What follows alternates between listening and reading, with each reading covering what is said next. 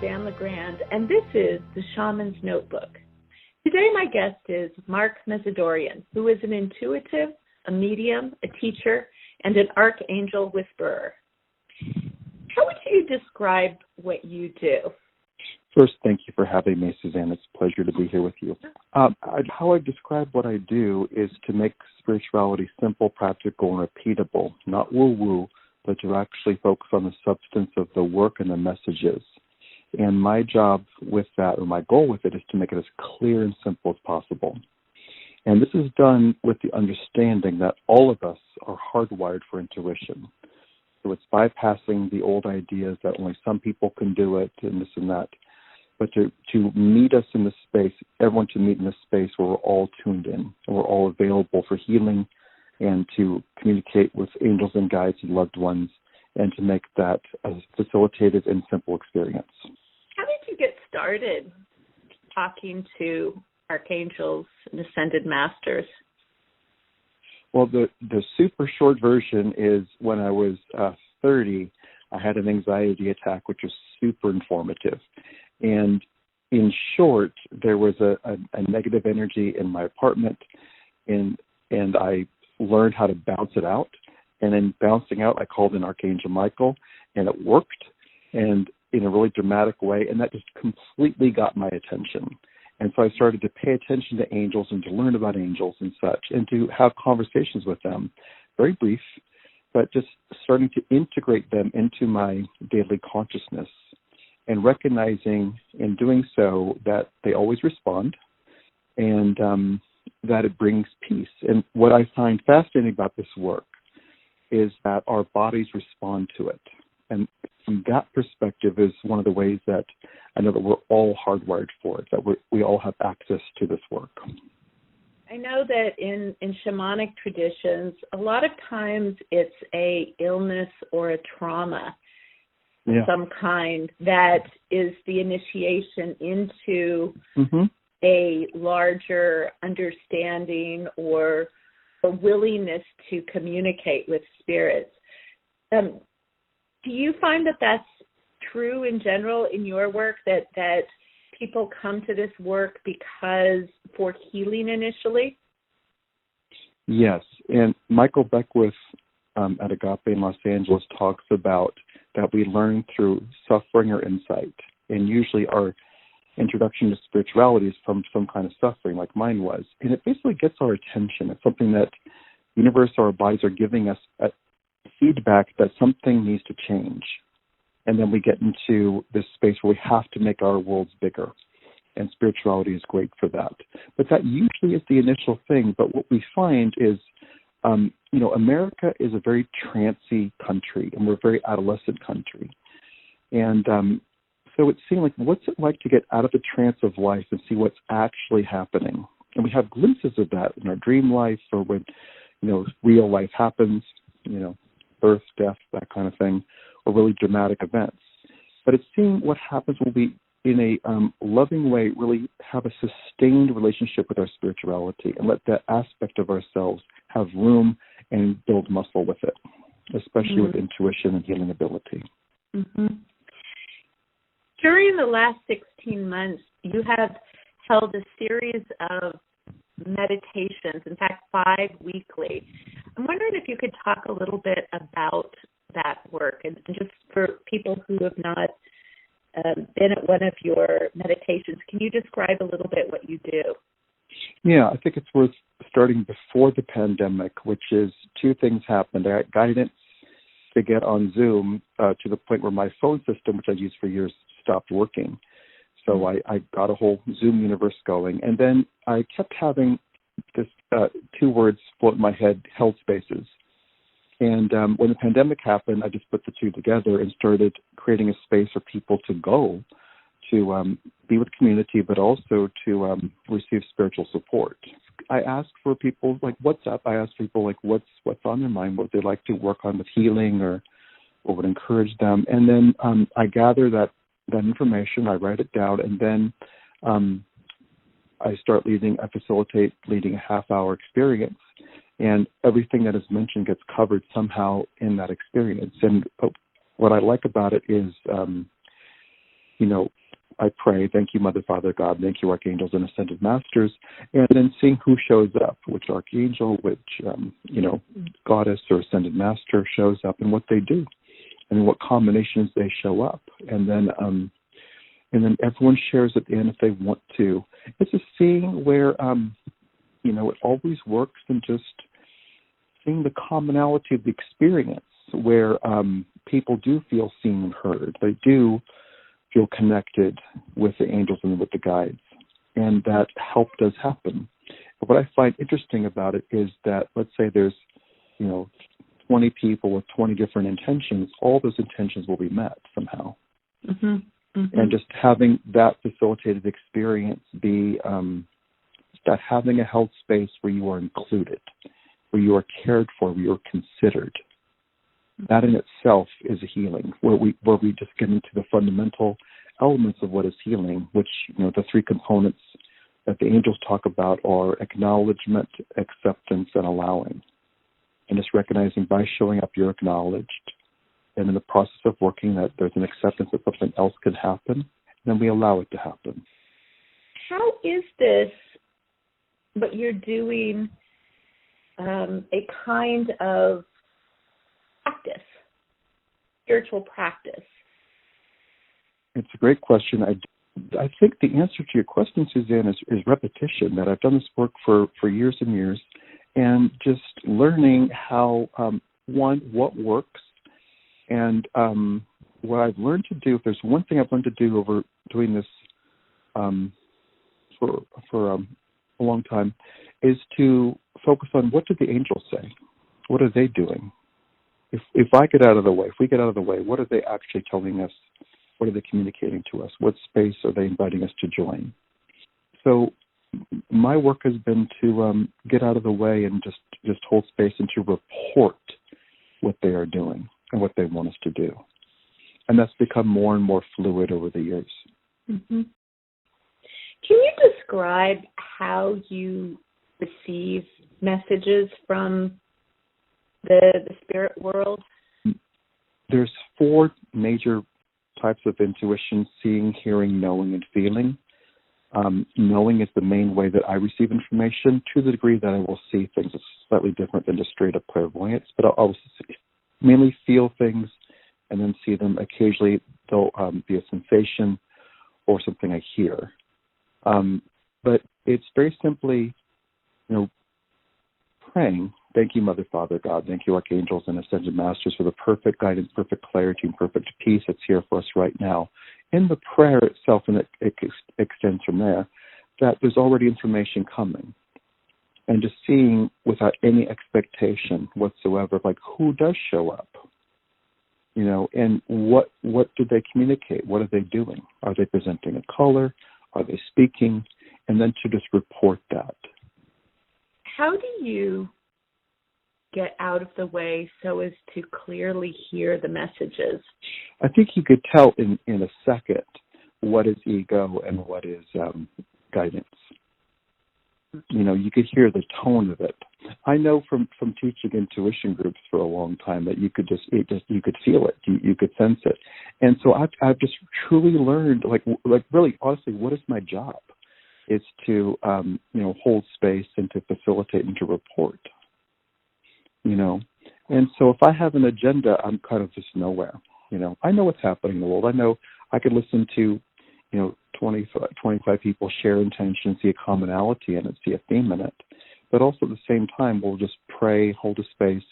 And I don't, at this point, don't even think about at all what's going to happen, at all. Do you think that that's something that you have developed over the time that you've been doing this? Mm-hmm. Yeah, for sure. It's muscle and just getting more and more strength and trust with it. Mm-hmm. Something is always going to happen when we call upon them. Always. I do think it's worth talking about. There's an evolution happening with spirituality. The old model, it's kind of like by decades. It feels like the old model really is someone presenting like, I have a gift, come to me and I'll share my gift with you, which is fine. The new model, which I ascribe to, is like, okay, here we are, let's work together. Let's have an experience together right now. Let's see what's happening right now. And to very simply to connect and to indeed to do the work. And to recognize that with that intention, with that authenticity, that something is always going to happen. Like spirituality is a little bit hard to do on our own. It can be simple, but in terms of when there's the focus of a group and that we know we're holding space together, and on a most fundamental level, we're doing the same thing at the same time. And we're all going to have different experiences. The words might be the same that we're all hearing, and the held space might be at the same time. But we're going to have an individual experience with that, which once again is super interesting. But it really does meet a fundamental need of releasing the mystery of life and getting to a space of cohesion and to feel the connection that we have together and with the guides. I'm wondering if you could talk about the last 16 months of the pandemic and what changes that you have seen over this time in the work that you do. The main thing that has happened last 16 months is that everyone's patterns changed. And to contend with that has required, it seems, for us to innovate. What has come from all that is a sense of prioritization, that people know now what really matters in their lives and what doesn't. And so seeing everyone's lives change and everyone having the same experience but having their own version of that experience. So it's been witnessing the different waves, almost month to month with it in terms of what's been happening. And one of the main themes with that also in the last 60 months has been leadership and allowing ourselves a space to lead in our lives, even during a time where we're often being told what to do. And there's, 15 variations of what the truth is, and to really come to a space where we decide for ourselves like what feels right for us. And mainly it's been to very specifically what the angels have been keen on is that we really do a pretty major healing, which has been one of the major focuses in the held spaces, that we do substantial healing work. So we're more available. So it's seeing that with the spiritual work that we've been doing, that places us in a space of leadership, that we're holding a different vibration that is inclusive and encouraging. And at a time where people are fixated on differences, that ability to heal and to be able to have acceptance and to see what is actually happening and then hold space for ourselves and other people has been very, very important. What the angels have us talk about in the guides is peace and love, and peace for everyone and unconditional love for everyone.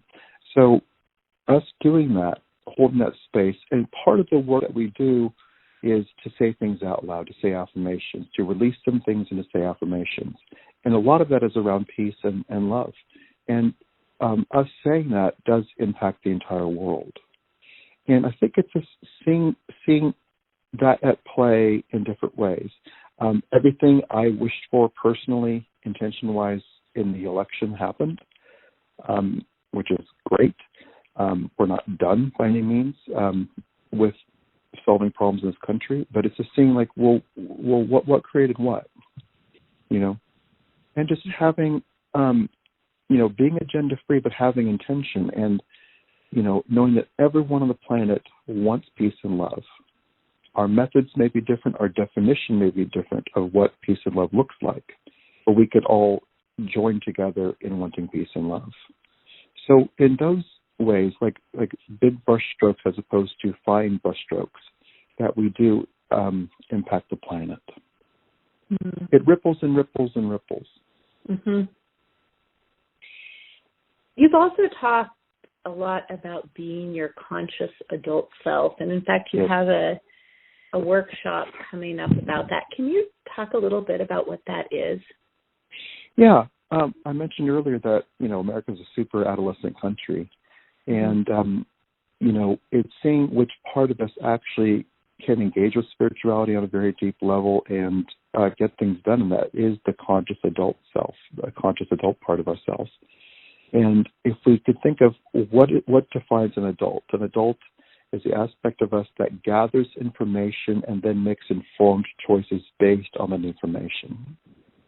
And it's not going to be reactive. It's going to be going to once again gather information and then make a choice. So it's seeing what that part of us can do, where it's going to not be fixated on getting stuck on things. It's going to be innovative in terms of what is information that's here, and that information can come through fact. It also can come through guidance and recognizing what is the highest good and having goals, having an intention, and wanting things to change, and then focusing on ourselves first and to create this wonderful evolution for ourselves where our foundation is very steady. Mm-hmm. And so with that, then what is super helpful is to be able to, like turning channels on the TV, is to really recognize the difference between the different aspects of ourselves. What does your child self sound like and look like? What does your adolescent self sound like and look like? And we can really hear it, I think, through language. Like, that jerk, where we get caught in a story or this or that, Mm-hmm. And saying, well, how does the adult talk? The main thing is this idea that everything is someone else's fault, kind of a lack of responsibility, a lack of the willingness to evolve, firstly, to take ownership of things. Right? And that's very prominent right now, that everything is in a blame orientation. And that certainly there's no adult in that at all. But I do see the collective trauma of humanity, which is mighty. It's a lot of murder. Jesus was murdered. Joan of Arc was murdered. And we have all these wars, and it's like this perpetual thing of killing. And why is killing okay? Like, why is that even remotely okay? If we look at it from that point of view, Eckhart Tolle talks about that. I think The Power of Now may be a new earth, but talks about killing people is just crazy. And but to see where there's kind of like a pinball thing happening here, and it's definitely true in America, where we react and everything is reactive, and it's seeing what it's like to drop out of that. And the people we do admire, and I think this is why I'm so keen to work with master artists who have passed away, let's say like David Bowie or Maya Angelou, is that they're mass communicators, and they told the truth. And those two things that we instantly admire and recognize the truth. My big example of telling the truth is my aunt and my mother both like the Great American Songbook. They don't like popular music. They both know that Lady Gaga is completely authentic, and they love her. They just see it. They see it and hear it. So we know when people are telling the truth. And it's seeing where we've assigned that more to artists and such, as opposed to, let's say, political leaders and to ourselves. So it's seeing where there's so much to do right now in terms of our own evolution. And we're encountering right now this huge shift in, everyone growing up. Maybe we have to grow up. But especially with men, we're witnessing in stark contrast the presence of the old masculine aspect, which is shut up, I know better than you, don't question me. We're seeing that in great visibility right now, as opposed to the new divine masculine, which is a confidence that's inclusive and encouraging. And that is one of the main things that we're contending with here, is that evolution, away from deferring power, giving over power to the old masculine, and that's, we're witnessing that happening with, in great vivid detail, as opposed to what's it like to be so confident that you can encourage others and to not point the finger. So that's the evolutionary process that is here. And this is where it gets into, and this may sound like a division thing, and maybe it is at the moment, where who's leading and who's actually following. There's a whole lot of following happening right now, and perhaps it's a time for us to lead and to innovate and to recognize, okay, my life has completely changed in the last 16 months. Who am I? What would I like to have happen? And what's it like to reintegrate back into the world? Who am I who's going to represent themselves? So there's lots of different aspects to that. You know, a lot of people would say that there is so much that needs to be healed. Just, you know, like you mentioned, you know, the long-standing issues around gender being just one example, and also collective trauma that I think is related to, of course, ancestral trauma. Is it possible that we can actually heal these patterns that have been so prevalent in our society at present and also so long-standing, you know, held going back many, many generations? Yes, we can. To speak personally for a moment, you know, half of my heritage is Armenian, and, you know, that part of the Armenian heritage, they went through the genocide, and 3 of my grandmother's brothers were arrested in one day and shot the next when she was 6 years old in 1915. And that trauma, that event, and everything that happened after that is all over my DNA. I didn't think it was, but it's all over. And I'm contending with that to this day. It's recognizing that, but also seeing like how you could heal that. So it's created a hypervigilance. It's created fear of being targeted. It's created a hesitancy to be super visible. And in my awareness of that and directly addressing it, and the angels guide us through that, and very thoroughly, and they have a very specific technique that has evolved over the years of how to deal with it, which is to encounter all of your ancestors, but to see what's actually there, and to, by my knowing what that trauma is, I could recognize it in my life. That said, I could also then duplicate that in terms of working with clients or working in groups where we witness where those things are, where we're having a belief system or an action or reaction based on trauma. And so it's in the identification of it that we could begin to really heal it. It's complex in a certain way. It's also very, very simple in another.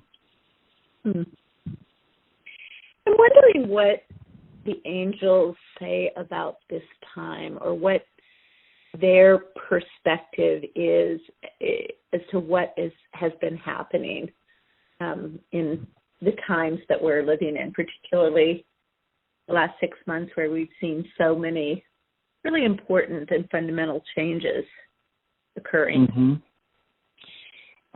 They are uniformly thrilled about the time. That sounds absurd, which is why I'm laughing. They're just thrilled. And their response to us, like when we talk about, like, what does it mean to be alive, they're like, oh my God, you're alive. You have free will. You get to change things. You know, and they could help us out. They could support us. But really, it's us in the flesh with voices who are manifesting a change and living, you know, better lives, and, you know, not getting caught up in stories and such. So they're just kind of thrilled. And it's interesting if we look at, you know, this period of time, we are alive right now. We're encountering a time when, you know, humanity makes the curve, makes the change and toward peace, toward being unified. It may not seem that way, but we're heading that direction.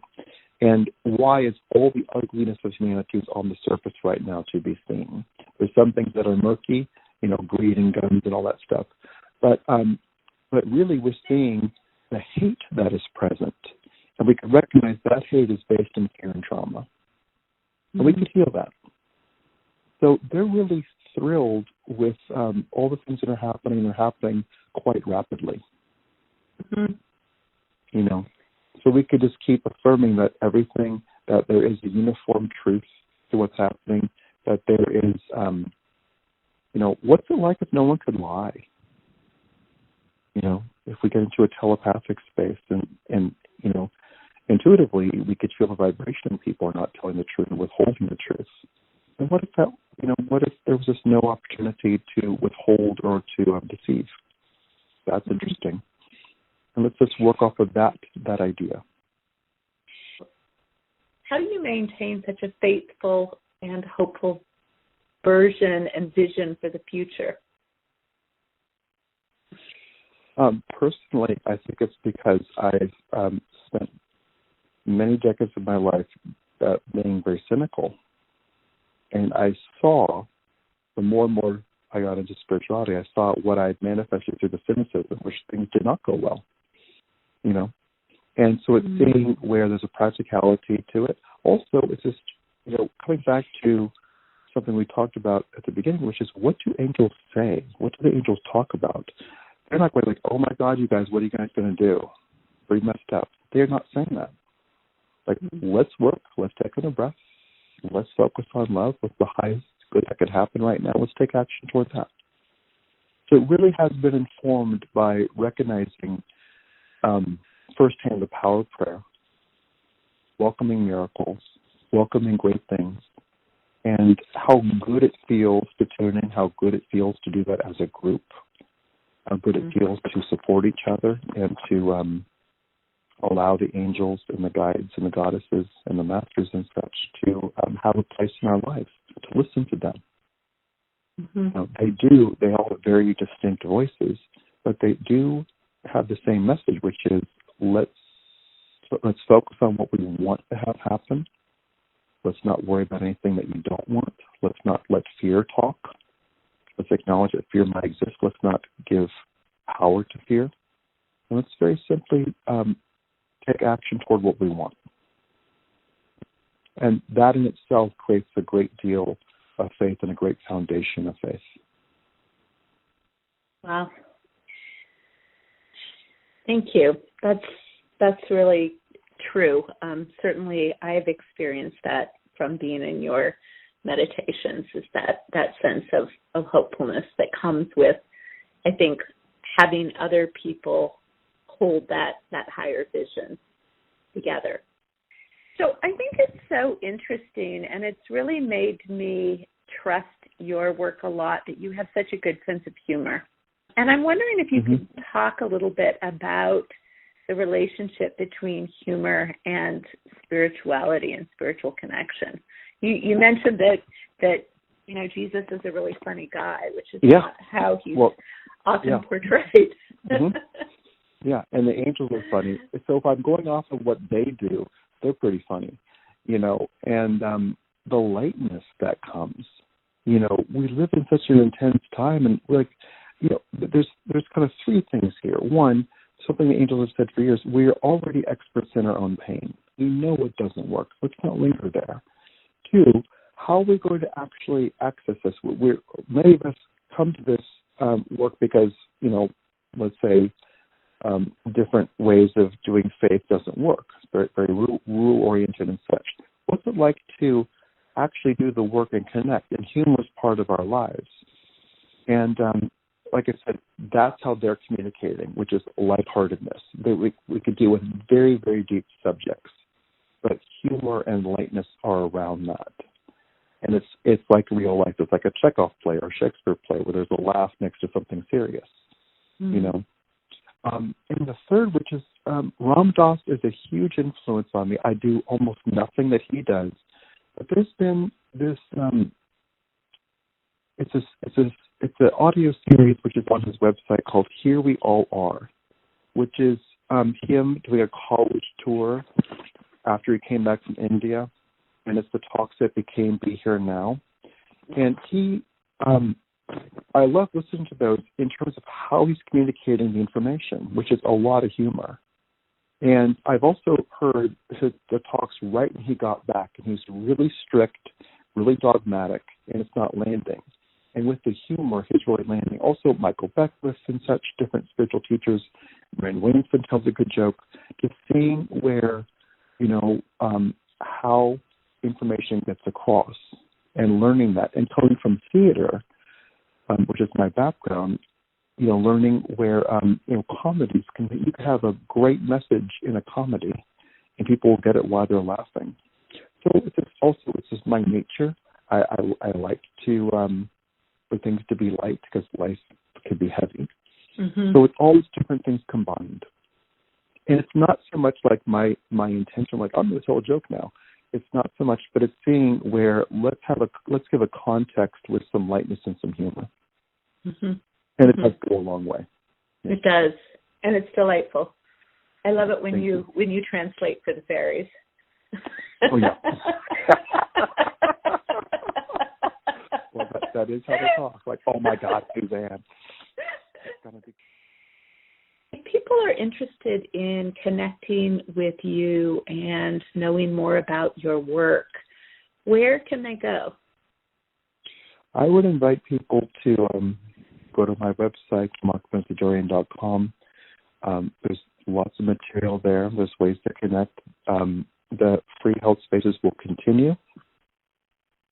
So there's opportunities to do that. There's also, like I mentioned, there's definitely over 100 different audios. They're in video form, but recordings on YouTube. And that's a great. I do a practice called Start Here, which has short meditations and short guided experiences to clear, to remind you who you are, and to very simply and pragmatically connect you with angels and do healing work. And so there's lots of things on YouTube as an access and a great starting place. And people are also welcome to come to, I could do one-on-one sessions on Zoom or the phone. There's lots of different ways to connect. I would say if there's one thing to start with, go on YouTube and see what's there and see what resonates with you. There's lots of different places to be there. This is The Shaman's Notebook. I'm Suzanne LaGrande, and I've been talking today to Mark Mezadourian, an intuitive medium, teacher, speaker to Archangels, Ascended Masters, nature spirits, David Bowie, and also a really powerful leader. I think you show us what leadership looks like in this new world that we're moving into. So thank you. You're welcome. Thank you. I appreciate that. I am Suzanne LaGrande, and this is The Shaman's Notebook. If you enjoyed the show, please subscribe in the link below or leave a comment. Thanks.